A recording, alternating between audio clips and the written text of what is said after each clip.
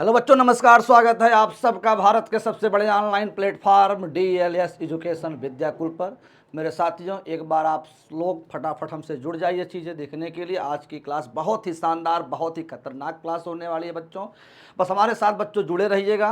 यानी कि इस चैप्टर को ख़त्म होते होते आप ये पाएंगे ना कि पूरे यूट्यूब जगत में इससे बेहतर क्लास आपको कहीं नहीं मिल सकती है। बेटा मैं बहुत ज़्यादा बोलना नहीं जानता हूँ, कैसा बोल दूँ ऐसा बोल दूँ, ये चीज़ें वो चीज़ें हर यूट्यूबर की तरह बेटा मैं वही चीज़ें बोलता हूँ जो मैं कर पाता हूँ। लेकिन आपको विश्वास बेटा दिलाता हूँ, ये क्लास जो करने के बाद आपको चीज़ें पढ़ने में रुचि पैदा होगी। और बेटा बिहार बोर्ड 2025 को हम लोग लेके टारगेट चल रहे हैं बेटा। यानी क्या है, कैसे है, यहाँ पे चीज़ें आपको लिखी गई हैं। क्लास 10th बेटा, क्या भैया, क्लास 10th में जो बेटा हम लोग पाठ पढ़ने वाले हैं वो पाठ हमारा क्या है, वो हमारा पाठ क्या है बेटा, यहाँ पे भारत से हम क्या सीखें, मैक्स मूलर जी इसको लिखे हैं। यही बेटा इसका पाठ है। ये आप देखिए कौन भैया है, आपके मैक्स मूलर जी हैं बेटा आपके। और ये बेटा साक्षात मैं ही हूँ, आप यहाँ पे चीज़ें देख पा रहे हैं। बेटा मैं ज़्यादा कुछ बात नहीं करूँगा, सीधा आपको लिवा के चलता हूँ इस पाठ के बारे में क्या कहा गया है। लेकिन मैं थोड़ा सा आपको बताने का प्रयास करता हूँ 2 मिनट के अंतर्गत। बाकी मैं चीज़ें पढ़ाऊँगा, सब कुछ समझ में आएगा। बेटा इसमें होता क्या, भारत से हम क्या सीखें। बेटा हम लोग भारतीय हैं, हमारे भारत की परंपरा, हमारे भारत के रीति रिवाज, हमारे भारत के सभ्यता, नदी, पर्वत, झील, झरना, बेटा सब कुछ चीज़ें भारत में उपलब्ध है। लेखक मैक्स मुलर जी कहते हैं ऐसा कुछ भी नहीं है, ऐसा कुछ भी नहीं है कि जो भारत में न हो। यानी जो कुछ भी हम सीखे हैं सब कुछ हम भारत से सीखे हैं। और अगर हम जो चीज़ भारत से नहीं सीख सकते हैं वो कहीं से नहीं सीख सकते हैं। यानी पूरी तरह से भारत देश की इसमें बच्चों क्या की गई है, बखान की गई है, प्रशंसा की गई है बच्चों। आइए बच्चों, हम सब भारतवासी आज अपने भारत देश के बारे में समय निकाल करके बच्चों पढ़ते हैं। उम्मीद करते हैं बेटा क्या है इसमें, केवल ध्यान से हमारी बातों को सुनिएगा। विश्वविख्यात बेटा, एक एक शब्दों को मैं स्पष्ट रूप से अर्थ बता करके आगे बढ़ने का प्रयास करूंगा। विश्वविख्यात विद्वान कौन भैया थे, विश्व में विख्यात, पूरे विश्व में विख्यात थे, इनकी ख्याति थे, नाम थे कौन, फ्रेडरिक मैक्स मूलर। बेटा पूरा नाम इनका क्या था, फ्रेडरिक मैक्स मूलर। बेटा एक क्वेश्चन यहाँ से बन जाता है, इनका जन्म आधुनिक जर्मनी के, जो बेटा आज का जर्मनी है, आधुनिक जर्मनी के डेसाउ नामक नगर में, बेटा कहाँ हुआ था, डेसाउ नामक नगर में कब हुआ था, 6 दिसंबर 1823 ईस्वी में हुआ था। बेटा 3 क्वेश्चन आपके बन जाते हैं। लेखक कौन है, भारत से हम क्या सीखें, इनका जन्म कहाँ हुआ था, कब हुआ था, 3 क्वेश्चन बन जाते हैं। जब मैक्स मूलर 4 वर्ष के थे बेटा, अब हम लोग इनके बारे में इतिहास पढ़ना चालू कर रहे थे। सोचिए कितना दर्दनाक भरी जिंदगी इनकी है बेटा। जब ये 4 वर्ष के हुए, उनके पिता, बेटा कौन भैया, उनके पिता विल्हेम मूलर। बेटा अगला क्वेश्चन यहां से बन जाता है, क्या विल्हेम मूलर नहीं रहे। पिता के निधन के बाद उनके परिवार की आर्थिक स्थिति बहुत ही दयनीय हो गई। बेटा बिल्कुल सही होता है, पिता जो होता है ना, हमारे हाथ के अंगूठे के जैसा होता है। बेटा अगर हाथ से अंगूठा चला जाए ना तो किसी चीज़ को आप उतनी मजबूती के साथ नहीं पकड़ सकते हो। बेटा बात समझ पा रहे हैं बेटा। लेकिन बेटा वैसे ही क्या होता है, पिता, परिवार में पिता होता है। बेटा पिता के चले जाने के बाद ना पूरा परिवार जो होता है क्या होता है, विखंडित हो जाता है, परिवार गरीबी से जूझता रहता है बेटा। फिर भी, लेकिन क्या किए, फिर भी मैक्स मूलर की शिक्षा दीक्षा बाधित नहीं हुई। बेटा लगातार पढ़ते रह गए। बचपन में ही ये संगीत के अतिरिक्त, यानी बेटा संगीत तो जानते ही थे बचपन में, इसके अतिरिक्त ग्रीक और लैटिन, बेटा 2 भाषा और में निपुण हो गए। यानी बेटा देखिए 3 भाषा में बचपन में निपुण हो गए पिता के चले जाने के बाद भी। बेटा देखिए मैं हर यूट्यूबर की तरह आपको केवल फटाफट पढ़ के सुना नहीं दूंगा, एक एक चीज़ें समझा देता हूं। तब बेटा जब ऐप पे क्वेश्चन करता है ना तो लगता है अरे यार गुरुजी कुछ भूल ही नहीं रहे हैं। यहाँ देखिए बेटा, तथा लैटिन में कविताएं भी लिखने लगे। सुनिएगा, अब लैटिन में क्या किए, कविताएं भी लिखने लगे। 18 वर्ष की उम्र में लिपजिंग, कहाँ भैया, लिपजिंग विश्वविद्यालय में उन्होंने संस्कृत का अध्ययन आरंभ कर दिया। बेटा पूछा जाएगा संस्कृत का अध्ययन उन्होंने कहाँ आरंभ किया, आप कहेंगे लिपजिंग में। उन्होंने हितोपदेश, इतना नहीं बेटा आगे और है, उन्होंने हितोपदेश का जर्मन भाषा में अनुवाद किया। पूछेगा बेटा कि जर्मन भाषा में हितोपदेश का किस भाषा में अनुवाद किया बेटा? जर्मन भाषा में भाषा में अनुवाद प्रकाशित करवाया। इसी समय उन्होंने कठ, इतना नहीं और देखो, कठ और केन आदि उपनिषदों का जर्मन भाषा में अनुवाद कराया। यानी बेटा हितोपदेश का ही नहीं और किसका, कठ और केन का भी जर्मन भाषा में अनुवाद करवाया। मेघदूत का जर्मन पद्यानुवाद भी किया। यानी पूछेगा मेघदूत का पद्यानुवाद किसने किया बेटा? तो आप क्या कहोगे बेटा? मैक्स मूलर जी ने किए थे। बेटा यहाँ से देखिए कितने क्वेश्चन हमने बनाया आप करके। यहाँ पे लेखक कौन है? पहला क्वेश्चन, जन्म कहाँ हुआ था? दूसरा क्वेश्चन बेटा कब हुआ था, कहाँ हुआ था? तीसरा क्वेश्चन हुआ। बेटा आगे अगर हम लोग बात करते हैं किसके प्रेमी थे बेटा? आप कहेंगे क्या संगीत के थे, ग्रीक भाषा के थे और किसके, लैटिन के थे बेटा। पूछा जाए बेटा इन्होंने कविताएं किस में लिखना प्रारंभ किया? सबसे पहले कहाँ बताएंगे आप लोग? लैटिन भाषा में लिखना प्रारंभ किया। पूछेगा संस्कृत में उन्होंने अध्ययन कहाँ किया? आप बताएंगे क्या? विश्वविद्यालय, कौन सा विश्वविद्यालय बेटा था? लिपजिंग विश्वविद्यालय था। बेटा हमारी बात समझ पा रहे हैं? अगर बेटा पूछा जाए हितोपदेश का जर्मन भाषा में अनुवाद किसने किया बेटा? आप बताएंगे। अगर ऐसे भी पूछ लिया जाए हितोपदेश का किस भाषा में अनुवाद किया गया बेटा? दो दो क्वेश्चन यहाँ से बन सकते हैं। यानी आप पूरे चैप्टर में यहाँ देख रहे हैं बेटा, सब कुछ मिला जुला करके 12 से 14 क्वेश्चन बेटा हमने यहाँ पे एक पेज के अंतर्गत लाके खड़ा कर दिया। बेटा यहीं से क्वेश्चन आपके पूछे जाते हैं, बस केवल ध्यान से पढ़िएगा। लोग और यूट्यूबर क्या करते हैं, फटाफट केवल ऐसे बात समझ बेटा पा रहे हैं। ये चीज़ें होती हैं हमारे पढ़ाने का मतलब। बेटा मैक्स मूलर उन थोड़े से, बेटा आइए हम लोग आगे देखते हैं क्या कह रहा है। मैक्स मूलर उन थोड़े से पाश्चात्य विद्वानों में अग्रणी माने जाते थे। यानी उस समय जितने भी विद्वान थे वहाँ के बच्चों उस समय के सब में सबसे ज़्यादा श्रेष्ठ, सबसे आगे माने जाते थे। कौन? मैक्स मूलर, जिन्होंने वैदिक तत्वज्ञान यानी वेदों, वैदिक मतलब वेदों से संबंधित जो ज्ञान होता है, तत्वज्ञान को मानव सभ्यता का मूल स्रोत बताया। उन्होंने क्या कहा? मानव अगर सभ्यता है तो किस में है बेटा? वेदों में है। स्वामी विवेकानंद ने उन्हें यानी बेटा वेदांतियों का भी वेदांती कहा। कौन कहा? पूछा जाएगा कि मैक्स मूलर को वेदांतियों का वेदांती कौन कहा? तो आपका उत्तर क्या होगा बेटा? स्वामी विवेकानंद होगा। उनका भारत के प्रति अनुराग मतलब बेटा प्रेम, जग जाहिर है। किसका बेटा? मैक्स मूलर का भारत के प्रति जो प्रेम है ना, जग जाहिर, यानी पूरे जग में एकदम जाहिर है, पूरे जग के लोग इनको जानते हैं। उन्होंने भारतवासियों के पूर्वजों की चिंतन राशि को यथार्थ रूप में लोगों के सामने प्रकट किया। उनके प्रकांड पांडित्य से प्रभावित होकर सामग्री, कौन बेटा? सामग्री विक्टोरिया ने, तो उनके विद्वता को देख करके बेटा, किसको देख करके? उनके बेटा विद्वता को देख करके, कौन सी भैया विक्टोरिया थी? सामग्री विक्टोरिया ने 1868 ईस्वी में उन्हें अपने आसबोर्न प्रसाद में ऋग्वेद तथा संस्कृत के साथ यूरोपियन भाषाओं की तुलना आदि विषयों पर व्याख्या देने के लिए आमंत्रित किया।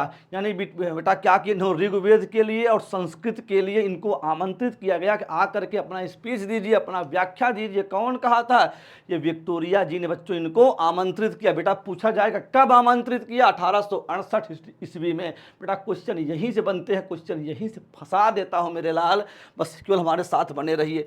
उस भाषण को सुनकर विक्टोरिया इतनी लो बवाल फिर कर दिए हैं, इतना बढ़िया भाषण दे दिया बेटा, उनके अंदर इतनी बढ़िया कला थे, सरस्वती जिह्वा पे वास करती थी मेरे लाल।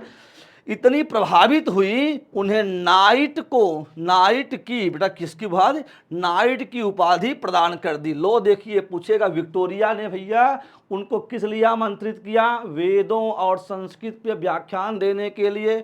कब आमंत्रित किया? 1868 में। पूछेगा कौन किया था? विक्टोरिया ने किया था। कौन सी उपाधि भैया उनको दी गई? तो आप क्या बताओगे?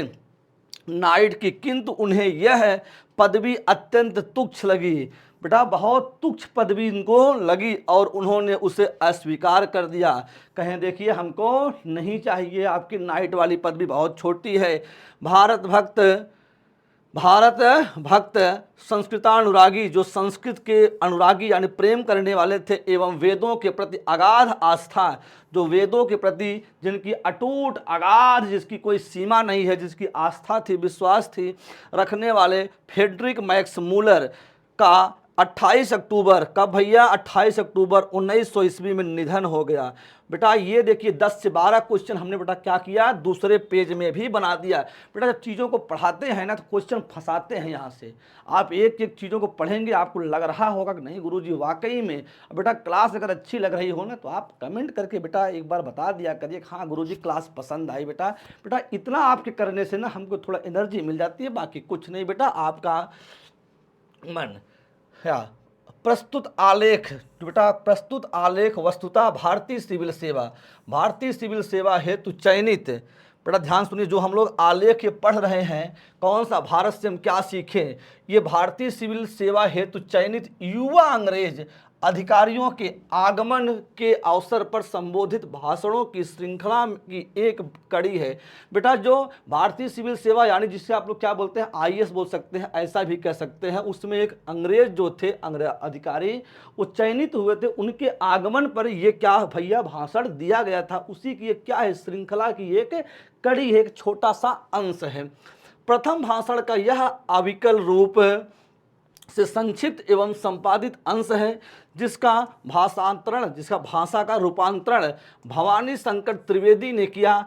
भाषण में मैक्स मूलर ने भारत की प्राचीनता, भैया क्या बताया है, क्या बताया है अपने भाषण में, जो हम लोग पढ़ने चल रहे हैं, भारत की प्राचीनता और विलक्षणता यानी जो पुरानी है, और विलक्षणता यानी सबसे अनोखी है, विलक्षणता का प्रतिपादन करते हुए उन्होंने नवागंतुक यानी नए आए हुए आगंतुक अतिथि अधिकारियों को यह बताया कि, क्या बताएं भैया, उन्होंने क्या बताया भैया भारत के बारे में, विश्व को सभ्यता भारत से बहुत कुछ सीखती है। विश्व की सभ्यता, जो विश्व की सभ्यता है भैया, भारत से बहुत कुछ सीखती है और ग्रहण करती आई है। यानी वो कह रहे हैं जो विश्व की सभ्यता है, जो विश्व के लोग हैं, सभ्यता संस्कृति संस्कार कहाँ से सीख रहे हैं, भारत से सीख रहे हैं और सीखते हुए चले आ रहे हैं। उनके लिए भी यह एक सौभाग्यपूर्ण अवसर है, जो कि इस विलक्षण देश, यानी जो विलक्षण मतलब जिसकी कोई उपमा ही नहीं की जा सकती, इतना सुंदर इतना अच्छा है देश, और उसकी सभ्यता संस्कृति से बहुत कुछ सीख जान सकते हैं। किससे भैया सीख जान सकते हैं, भारत से। ये बता रहा है, कौन बता रहा है भैया, Max Muller, Friedrich Max Muller ji बता रहे हैं। किससे बता रहे हैं, जो यहाँ पे भैया सिविल सेवा में चयनित होकर के अंग्रेज अधिकारी आए हैं, उन्हीं को जो संबोधित करने के लिए बच्चों भाषण दे रहे हैं, उस भाषण में बता रहे हैं। बच्चों बात समझ पा रहे हैं बच्चों, यह भाषण आज भी उतना ही प्रासंगिक है, बल्कि स्वदेशाभिमान, अपने देश, स्व मतलब अपने देश के अभिमान के विलोपन के इस दौर में इस भाषण की विशेष सार्थकता है। नई पीढ़ी, कहें जो नई पीढ़ी अपने देश तथा इसकी प्राचीन सभ्यता संस्कृति ज्ञान साधना प्राकृतिक वैभव यानी सुख समृद्धि धन, ये सब वैभव होता है, आदि की महत्ता का प्रामाणिक ज्ञान प्रस्तुत भाषण से प्राप्त कर सकते हैं। कहते हैं बेटा जो आज की हमारी भारतीय लोग हैं बेटा, जो हमारी नई पीढ़ी है बेटा, जो हमारी इस समय पीढ़ी चल रही, जो हमारे लोग हैं, इस भाषण को पढ़ करके क्या कर सकते हैं, अपने देश के बारे में, इसकी प्राचीन सभ्यता के बारे में, इसकी संस्कृति के बारे में, ज्ञान साधना के बारे में, ज्ञान के बारे में, और प्राकृतिक यानी जो पर्यावरण से संबंधित चीज़ें हैं, वैभव है, सब कुछ के बारे में जान सकते हैं। भारत क्या था, कैसे कैसे था। क्या बेटा हमारी बात इतना समझ पा रहे हैं क्या आप लोग? अगर बेटा इतनी बातें आपको समझ में आ रही हो तो एक बार बेटा आप लोग लाइक कर दीजिए, तुरंत बेटा लाइक कर दीजिए। देखिए आपकी एक लाइक करने से बेटा कुछ होता नहीं है, बेटा लाइक करोगे दिल से आशीर्वाद निकलेगा बेटा, और आपका कल्याण होगा बेटा, परीक्षा पास कर जाओगे। बेटा अगर मैं कुछ और आपसे मांगता तो आप कहते हाँ सर कुछ और मांग रहे हैं, पैसा नहीं है। बेटा मैं पैसा कहाँ मांग, बेटा जो बच्चे ऐप पे बेटा दे के कोर्स पढ़ रहे हैं और आप बेटा फ्री में पढ़ रहे हैं वही चीज़, बात हमारी समझ पा रहे हैं मेरे लाल। आइए बेटा अब कहानी शुरू होती है, भारत से हम क्या सीखें, भारत से हम क्या सीखें। बेटा कहानी यहाँ से शुरू होती है। सर्वविधि संपदा, सर्वविध संपदा, प्राकृतिक सौंदर्य यानी संपदा, सुख समृद्धि, संपदा सभी चीज़ों में संपन्न। प्राकृतिक यानी जो पेड़ पौधे, झील, पहाड़, नदी, नाला, ये क्या है? प्राकृतिक सौंदर्य। परिपूर्ण कौन सा देश है? लेखक आता है सभी चीज़ों में परिपूर्ण, पूरी तरह से पूर्ण कौन देश है भैया? कौन सा देश है? यदि आप मुझसे इस भूमंडल का अवलोकन करने के लिए कहें तो बताऊंगा कि वह देश भारत। भारत कहें, अगर आप हमसे पूछें तो कौन सबसे बढ़िया देश है, मैं किसका नाम लूंगा? भारत लूंगा बेटा। जहां भूतल यानी पृथ्वी, भूतल पर ही स्वर्ग की छटा निखर रही है। कहते हैं जहां पृथ्वी पर ही पूरा स्वर्ग उतर आया हो, वह देश कौन है मेरे लाल? भारत है। वाह रे मैक्स मुलर जी, आपको मैं यहीं से प्रणाम करता हूँ। कितनी बेहतरीन बातें उन्होंने कहा है बेटा, केवल ध्यान से सुनिए बेटा, अपनी सभ्यता के बारे में जानिए बेटा। आज हम लोग बेटा क्या करते हैं? रील्स देख देख करके समय बर्बाद करते हैं, जिससे कोई लाभ होने वाला नहीं है, कोई ज्ञान की बात नहीं है बेटा। इसको देखोगे, ये परीक्षा में आपको पास कराएगा बेटा, अच्छा नंबर आप गेन कर पाओगे। यदि आप यह जानना चाहें, और क्या भैया, यदि आप यह जानना चाहें कि मानव मस्तिष्क यानी मनुष्य के मस्तिष्क की उत्कृष्टतम यानी सबसे अच्छी उपलब्धियों का सर्वप्रथम साक्षात्कार किस देश ने किया और किसने जीवन की सबसे बड़ी समस्याओं पर विचार कर उनमें से कईयों के ऐसे समाधान ढूंढ निकाले कि प्लेटो यानी जो अधिक से अधिक समस्या का समाधान करके भैया उनका उत्तर निकाला, समाधान किया, कि प्लेटो और कांट जैसे दार्शनिकों का अध्ययन करने वाले हम यूरोपियन, अगर पूछे बेटा प्लेटो और कांट क्या थे तो आप क्या बताओगे? दार्शनिक। बेटा क्वेश्चन यहां से बन जाता है, क्या थे बेटा? ये लोग क्या थे बेटा? ये लोग दार्शनिक थे बेटा। बात हमारी समझ पा रहे हैं? अध्ययन करने वाले हम यूरोपियन लोगों, जो बेटा ये क्या थे मैक्स मुलर जी? यूरोपियन, यूरोप के बेटा थे, ऐसा जानो। यूरोपियन लोगों के लिए भी वे मनन के योग्य हैं, यानी कह रहे हैं हम लोग भारत के बारे में मनन करें, हम लोग कांट के बारे में, प्लेटो के बारे में बच्चों क्या करें? मनन करें, उनके बारे में चिंतन करें, उनके बारे में सोचें। तो मैं यहाँ भी भारत ही का नाम लूंगा। और यदि यूनानी, रोमन, कहाँ भैया? यूनानी हो, रोमन हो, और क्या सेमेटिक जाति के यहूदियों की विचारधारा में ही सदा अवगाहन यानी केवल हम लोग अवगाहन करते रहने वाले हम यूरोपियन को ऐसा कौन सा साहित्य, यानी कहते हैं कि केवल यूनानी, रोमन और सेमिटिक जाति के यहूदियों की विचारधारा में अवगाहन मतलब बेटा उनमें डूबा रहना, उन्हीं के बारे में सोचते रहना। केवल अगर हम लोग इनके बारे में सोचते हैं रहने वाले हम यूरोपियन, हम जो यूरोप के लोग हों को ऐसा कौन सा साहित्य पढ़ना चाहिए? कहें हमें से कौन साहित्य पढ़े चाहे जिससे हमारे जीवन का अंतरम परिपूर्ण, अधिक सर्वांगीण, हमारे जीवन का सब कुछ पूर्ण हो जाए और सर्वांगीण सभी अंग, इसमें सर्वांगीण मतलब सब कुछ विकास हो जाए, अधिक विश्वव्यापी पूरे विश्व में व्याप्त हो जाए, यूं कहें कि संपूर्णतः मानवीय बन जाएं। यानी हम ये कहीं अंत में कि हम लोग पूरी तरह से मानव बन जाएं, तो वो क्या होना चाहिए? और यह जीवन ही क्यों, अगला जन्म तथा कहें यही जीवन ना, कितनी ऊंची बात कहें, देखिए मेरे लाल, कहीं यही जीवन नहीं, अगला जन्म तथा शाश्वत जीवन, यानी जो जीवन बीत गया है, यानी ये जीवन तो हवे कि हाँ अगला जन्म आने वाला जो बीत गया है उसकी भी बात कर रहे हैं। शाश्वत मतलब बीत गया है, जीवन भी सुधर जाए तो मैं एक ही बार फिर भारत ही का नाम लूँगा। यानी बेटा जानिए पूरी तरह से क्या है, वेदों के प्रति, शास्त्रों के प्रति अध्ययन बहुत गहराई से बच्चों की, उन्होंने एक एक चीज़ों को समझा कि भारत क्या चीज़ है बेटा। लेकिन आज देखिए हम लोग नहीं समझ पा रहे, नहीं जान पा रहे हैं बेटा। आज आपको पढ़ना चाहिए इस पाठ को बहुत अच्छे ढंग से।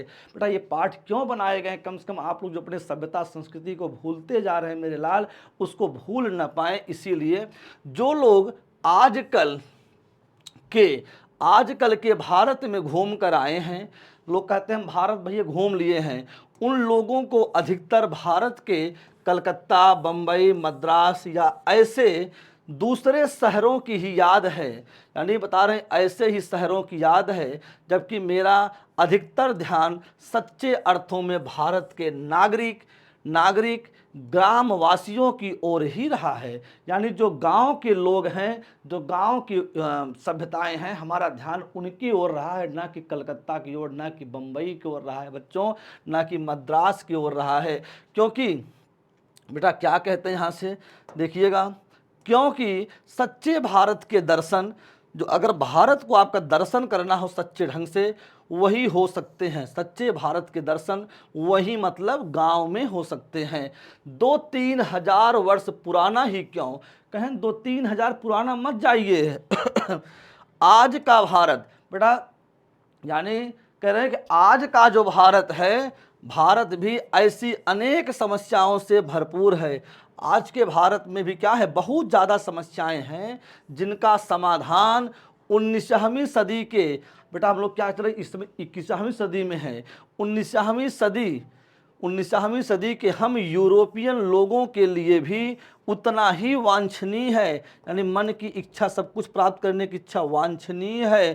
केवल हमारे पास उस भारत को पहचान सकने वाली दृष्टि की आवश्यकता है। यानी कहते हैं इस समस्या को 2000-3000 वर्ष पहले मत जाइए। आज हमारे 19वीं शताब्दी में भी भारत में बहुत सारी समस्याएं हैं, बहुत सारी दिक्कतें, हम तो उसका निपटारा कर सकते हैं। केवल हमको क्या करना है, भारत को पहचान लेने की ज़रूरत है, उसको सही दृष्टिकोण से जानने की ज़रूरत है। बेटा क्या गजब की बात कहे हैं, एक एक बातें समझ में आ रही होंगी बेटा, बहुत आराम बेटा समझा रहा हूँ। पूरे यूट्यूब बेटा आप खोज लीजिएगा, कोई इतना बेहतर ढंग से पढ़ाया नहीं है मेरे लाल, कोई नहीं पढ़ाया है। यदि आपकी बेटा क्या कहते हैं, अब आपको प्रमाण देने चल रहे हैं, किसको प्रमाण दे रहे हैं, वही अंग्रेज को जो बेटा आया था अधिकारी बन करके, परीक्षा पास करके भारतीय सिविल सेवा की, उसी को बता रहे हैं। यदि आपकी अभिरुचि मतलब इच्छा, अभिरुचि की पैठ मतलब पकड़ किसी विशेष क्षेत्र में है, तो उसके विकास और पोषण, यानी विकास उसका कैसे विकास हो सकता है, कैसे पोषण मतलब कैसे उसको पाला जा सकता है, के लिए आपको भारत में पर्याप्त अवसर मिलेगा।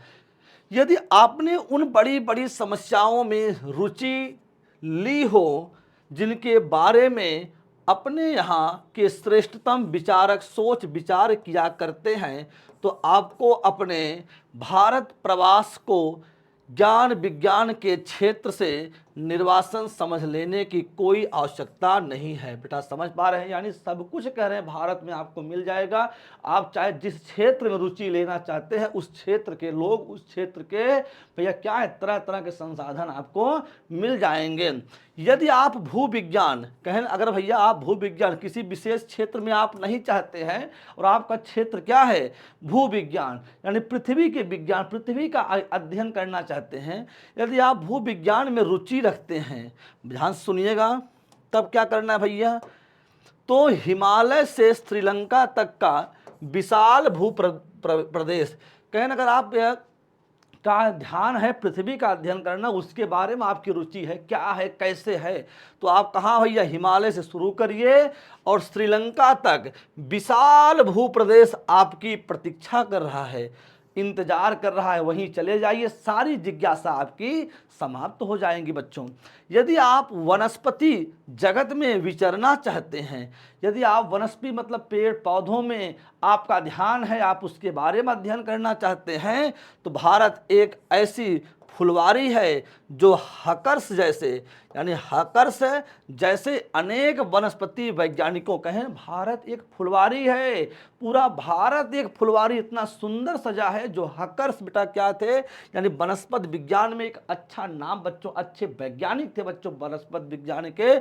हाँ, हकर्स अनेक वनस्पति वैज्ञानिकों को, हकर्स ही नहीं, हकर्स की तरह अनेक लोगों को जो वनस्पति के जाने माने थे, जो इसके बारे में अध्ययन ठीक ठाक जानते थे, अनायास ही अपनी ओर आकृष्ट कर लेती है। कहें जब इन लोगों को अपनी ओर खींच लेती है तो आप क्या हैं, किसको बता रहे हैं? वही बेटा जो अंग्रेज अधिकारी है, हमारे फ्रेडरिक मैक्समूलर जी भाषण जब दे रहे थे, जब उनको विक्टोरिया बेटा बुलाई थी, तो उसी के बारे में चीज़ें चल रही हैं। क्या हमारी बेटा बातें समझ पा रहे हो क्या? कहते हैं यदि आपकी रुचि इतना ही नहीं, अगर आप भू विज्ञान में रुचि नहीं है, वनस्पति में रुचि नहीं है, यदि आपकी रुचि जीव जंतुओं के अध्ययन में है, ले भैया जीव जंतुओं में है, आपका ध्यान श्री हेकल जी भैया जंतु विज्ञान के अच्छे जानकार थे कि और अवश्य होगा, जो इन दिनों भारत के कांतारों की छानबीन के साथ ही भारतीय समुद्र तट से मोती भी बीन रहे हैं। गजब, भारत का यह निवास काल उनके जीवन के सबसे सुनहले सपने की साकारता जैसा है। यानी बेटा कहते हैं जब हेकल जी, आप नाम सुने होंगे, तो जंतु विज्ञान के अच्छे थे, तो आप उनसे जाके मिलिए, ये भी बहुत सारा चीज़ें आपको प्रमाण मिल जाएंगे।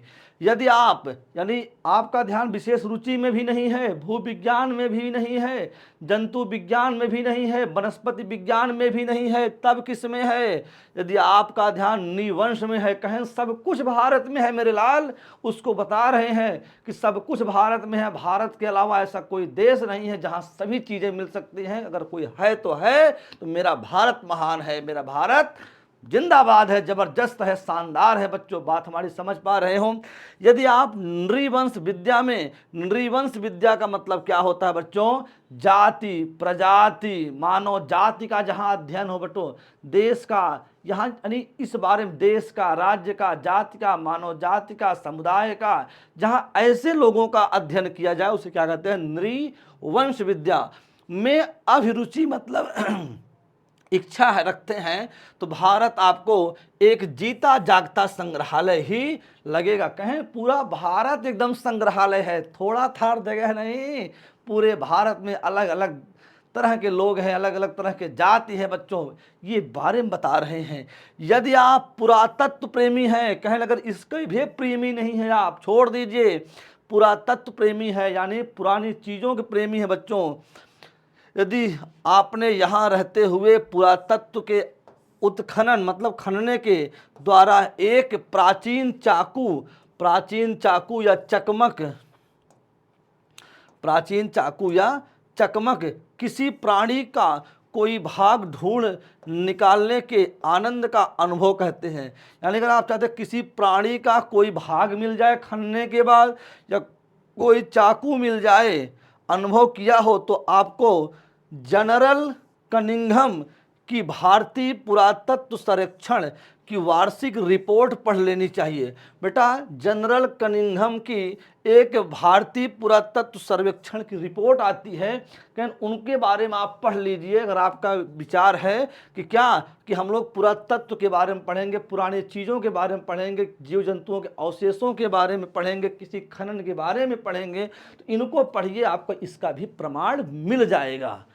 तो देखिए बेटा कितना प्रमाण दे रहे हैं मैक्समूलर जी, पढ़ लेना चाहिए। और तब भारत के बौद्ध सम्राटों के द्वारा निर्मित नालंदा, भैया नालंदा विश्वविद्यालय को किसने बनवाया था? बौद्ध सम्राटों के द्वारा।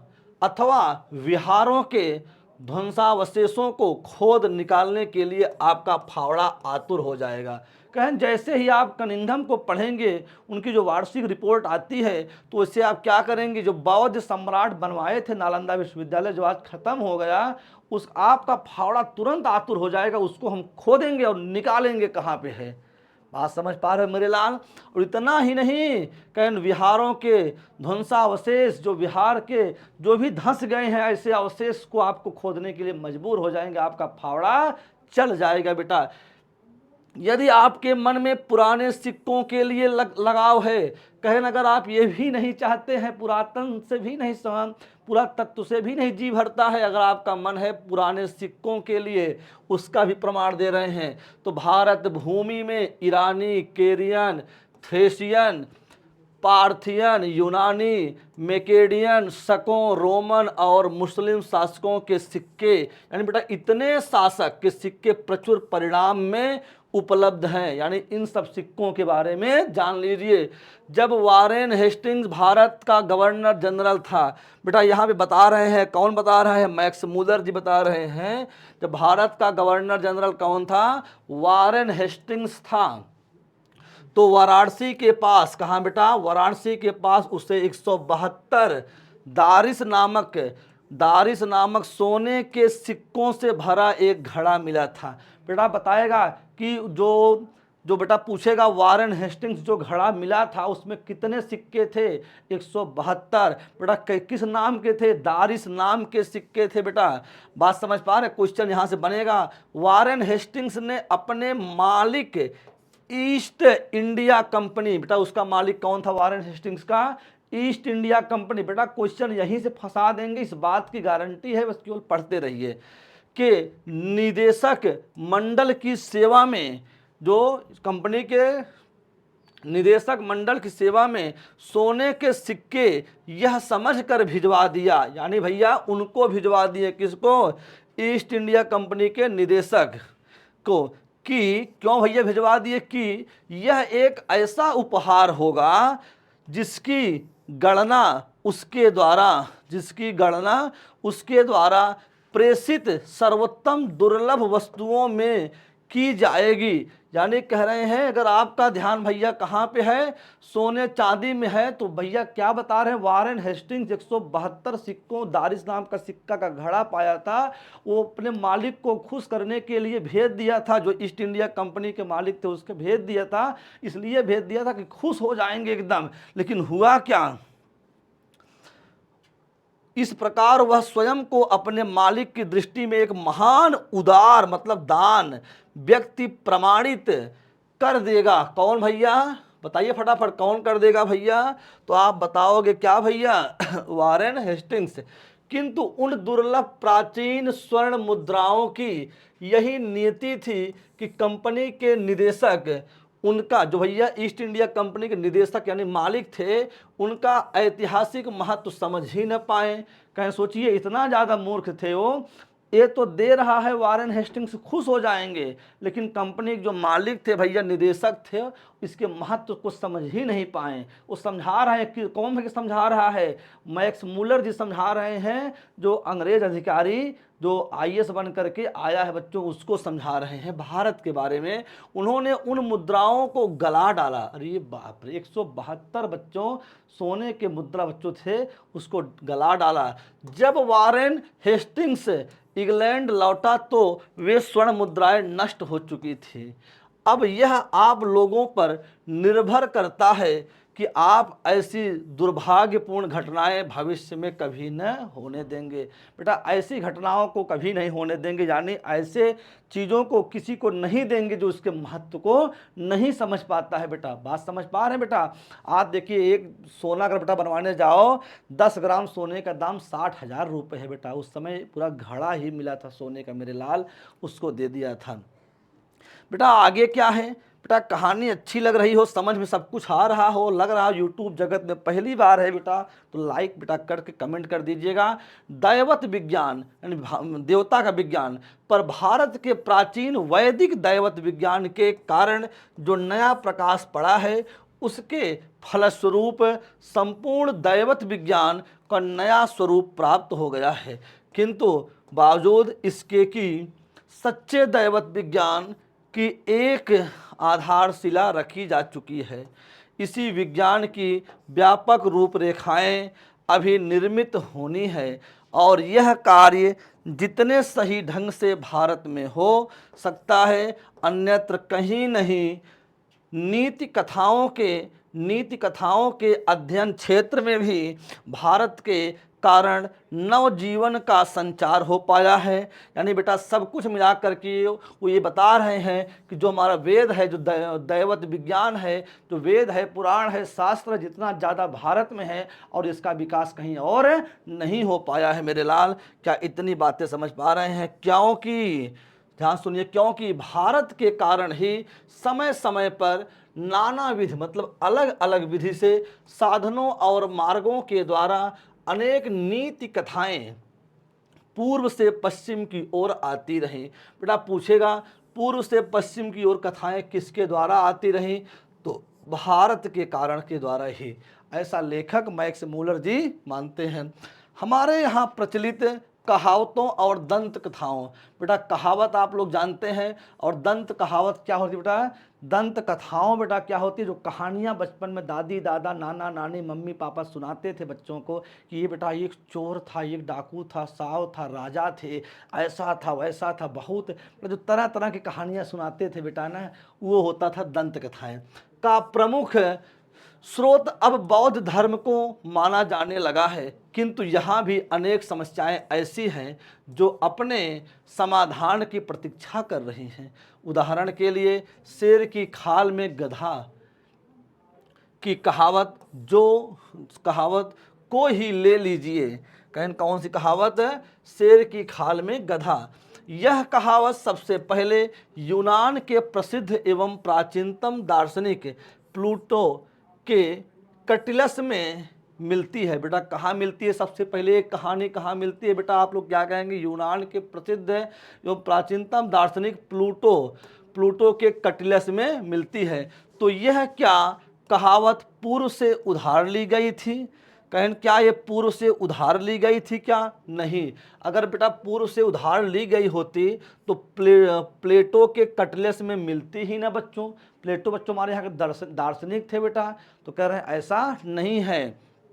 और इसी प्रकार क्या करें? इसी प्रकार हम न्योले या चूहे से संबद्ध उस नीति कथाओं को भी ले सकते हैं जिसे एफोडाइट ने एक सुंदरी के रूप में परिवर्तित कर दिया था। बेटा पूछेगा न्योले या चूहे की जो कहानियाँ थी इसे कौन एफोडाइट के रूप में, हाँ इसे कौन बेटा परिवर्तित किया था एक सुंदरी के रूप में? आप क्या कहोगे? एफोडाइट ने। किंतु जो एक चूहे को देखते ही तत्काल उसकी ओर आकृष्ट हो गई थी, यह भी संस्कृत की एक कथा से सर्वांश में मिलती, सभी अंशों में मिलती है जुलती एक कहानी है। किंतु प्रश्न यह उपस्थित होता है कि क्या होता है बेटा? यह कहानी यूनान में कैसे पहुंची? बेटा बात हमारी समझ पा रहे हैं? बेटा एक चीज़ों को ये बता रहे, जो कहानी है, जो बेटा क्या है, जो कहानी है जो हमारे यहाँ पहले सुनाया जाता, किस्सा उस्सा सुनाया जाता था, सब कुछ कहाँ से है बेटा? भारत से ही है। बेटा उम्मीद करते हैं लगातार एक एक चीज़ें आपको समझा रहे हैं। बेटा मैं भी चाहता ना तो फटाफट ऐसे पढ़ करके निपटा देता, लेकिन बेटा ये कभी प्रयास होता ही नहीं है मैं चीज़ों को ऐसा कर जाऊँ। और वहाँ ईसा पूर्व 4वीं सदी में ही स्टूटिस की कहानियों में स्थान कैसे पा गई? इस क्षेत्र में भी अभी बहुत काम करना होगा। हमें इससे भी और अधिक प्रत्युग में प्रवेश करना होगा। वहाँ भी भारत तथा पश्चिम की ओर अनेक दंतकथाओं में आश्चर्यजनक अनुरूपताएं मिलेंगे। यद्यपि अभी यह निश्चित रूप से नहीं कहा जा सकता कि ये दंतकथाएं पूर्व से पश्चिम को अथवा पश्चिम से पूर्व को गई हैं, तथापि यह असंदिग्ध, क्या बेटा? असंदिग्ध रूप से प्रमाणित हो चुका है, यानी किसी प्रकार का संदेह नहीं है। ये सिद्ध किया जा चुका है कि सोलोमन के समय में ही भारत सीरिया और बच्चों क्या था? फिलिस्तीन के मध्य आवागमन के साधन सुलभ हो चुके थे। कुछ संस्कृत शब्दों के आधार पर मैं इस निष्कर्ष पर पहुंचता हूं। संस्कृत शब्दों की सहायता लेते हैं कि हाथी दांत बंदर, हाथी दांत बंदर, बेटा कैसे शब्द हैं ये सब? ये सब संस्कृत के शब्द हैं बेटा। मोर और चंदन, बेटा ऐसे शब्दों का सहारा ले रहे हैं कौन? मैक्स मूलर जी। आज जिन वस्तुओं के ओफिर से निर्यात की बात बाइबिल में कही गई है, आयात मतलब होता है आना, निर्यात मतलब बेटा यहाँ से जाना दूसरे देशों में, वे वस्तुएं भारत के सिवा किसी अन्य देश से नहीं लाई जा सकती हैं।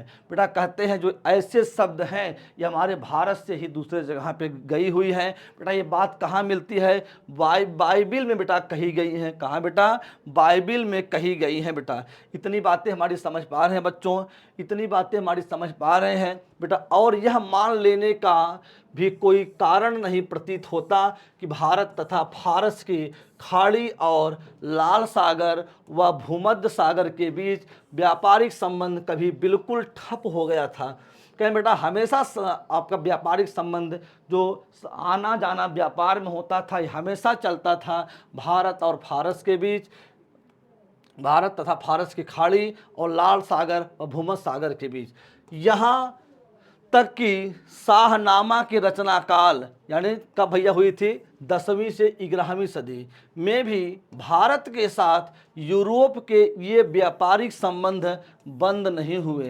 यानी बेटा कह रहे हैं जो यूरोप का व्यापारिक संबंध था यानी व्यापार का संबंध था ये बेटा कभी भी बंद नहीं हुआ, चाहे शाहनामा का समय हो चाहे जो भी समय हो। बेटा अगर मैं बात करता हूँ आप में से कईयों ने भाषाओं का ही नहीं भाषा विज्ञान का भी अध्ययन किया होगा। बेटा भाषा क्या होती है, यानी जिसके माध्यम से मनुष्य अपने विचारों को क्या करता है, चाहे लिखित रूप से चाहे मौखिक रूप से व्यक्त करता है, उसी को क्या कहते हैं बेटा भाषा कहते हैं। बेटा भाषा विज्ञान क्या होता है, जिसमें भाषा के उत्पत्ति स्रोत उसके स्वरूप के बारे में अध्ययन किया जाता है। बेटा वो क्या होता है, भाषा विज्ञान होती है। बेटा तो आपको क्या भारत से बढ़कर दूसरा कोई देश दिखाई देता है? नहीं भैया, केवल और केवल जहाँ भाषा और भाषा विज्ञान की बात होती है, जहाँ केवल शब्दों का ही नहीं बल्कि व्याकरणात्मक तत्वों के विकास और क्षय से संबद्ध भाषा वैज्ञानिक समस्याओं के अध्ययन का महत्वपूर्ण अवसर प्राप्त हो सके, वहाँ आपको आर्य, द्रविड़ और मुंडा जैसी अनेक भारतवासी जातियों की बोलचाल की भाषाओं का ही नहीं अपितु उनके साथ यूनानी, पूंची, हुड़ा, अरब, ईरानी, बेटा ऐसे बहुत सारे लोग कह रहे हैं आपको मिल जाएंगे। बेटा हमारी बातों को समझ पा रहे हैं। और मुगल आक्रमणकारियों व विजेताओं की भाषाओं के सम्मिश्रण की अत्यंत रोचक मनोवैज्ञानिक समस्याओं के अध्ययन का भी सुयोग प्राप्त हो सकता है। यानी इतना नहीं मुगल आक्रमणकारी हों या जो विजेता हमारे ऊपर हुए, भाषाओं के सम्मिश्रण की क्या भैया होता है, भाषा वैज्ञानिक समस्याओं के अध्ययन भैया कहाँ मिल सकते हैं? सब ये सब के सब बेटा हमारे भारत में मिल सकते हैं। बेटा हमारी बातों को समझ पा रहे हैं? बेटा यहाँ देखिए, यदि आप विधि शास्त्र कहें, इतना ही नहीं, अगर आपका मन है विधि शास्त्र या कानून के विद्यार्थी हैं तो आपको विधि साहित्यों संहिताओं के एक ऐसे इतिहास की जांच पड़ताल का अवसर मिलेगा जो यूनान, रोम, जर्मनी के ज्ञात विधि शास्त्रों के इतिहास में यानी बेटा कहते हैं सर्वथा भिन्न होते हुए भी इनके साथ समानताओं और विभिन्नताओं के कारण विधि शास्त्र के किसी भी विद्यार्थी के लिए उपयोगी सिद्ध हो सकता है। यानी अगर आपका मन है कानून में अध्ययन करना, आपकी रुचि है कानून के बारे में जानना, तो उसके लिए भी भारत देश ही है, कहीं दूसरे जगह जाने की आवश्यकता नहीं है। लेखक बेटा हर ढंग से बता रहा है, हर किसी विशेष क्षेत्र में हो, किसी भू विज्ञान की बात कर रहा है, किसी वनस्पति विज्ञान की, किसी जंतु विज्ञान की बात कर रहा है, किसी कानून के क्षेत्र में बेटा बात कर रहा है, कहीं भी कुछ भी हो, सब के सब बेटा क्या है, भारत में है। उदाहरण के लिए हम धर्म सूत्रों या समचारिक सूत्रों को ही ले लें। ये धर्म सूत्र मानव धर्मशास्त्र जैसे परवर्ती विधि ग्रंथों की आधारभूत सामग्री उपलब्ध कराते हैं। यदि आप लोगों को अत्यंत सरल राजनैतिक इकाइयों के लिए निर्माण और विकास से संबंध है प्राचीन, बेटा आज के लिए हम लोग चीज़ें क्या करते हैं, इतना ही देखते हैं बेटा, क्योंकि आगे की क्लास अभी बेटा और लंबी है। अभी क्लास बेटा आगे हमको ऐप पे ले जानी है, ऐप बच्चे इंतजार कर रहे हैं मेरे लाल। यहाँ तक बेटा अगर आपको चीज़ें पसंद आई हों तो बेटा आप लोग कमेंट करके बताइए कि सर आगे का भी हमको पढ़ा दीजिए मेरे लाल। बात बेटा समझ पा रहे बेटा, बहुत मेहनत लगती है। मैं आपके लिए लगातार बेटा हमेशा 12-12 घंटे बेटा मेहनत करता रहता हूँ, कितना बेहतर से बेहतर दूँ। बेटा आपको लग भी रहा होगा यूट्यूब जगह बेटा पहली बार पढ़ा रहा हूँ इतना बेहतरीन कंटेंट के साथ। बेटा किसी का कंटेंट आप देखिए ना, लोग फिर से पढ़ते जाते हैं, किसी का शब्द नहीं बताते हैं। बेटा आज के लिए आपसे इतना ही चाहते हैं, अगर आपका कमेंट अच्छा आया बेटा, बेहतरीन ढंग से आया, तो आगे क्लासे बेटा मैं फिर कंटिन्यू करूँगा। बेटा आज के लिए इतना ही काफ़ी है, इजाज़त दीजिएगा। जय हिंद, जय भारत, मेरे बिहार के शेर और शेरनी।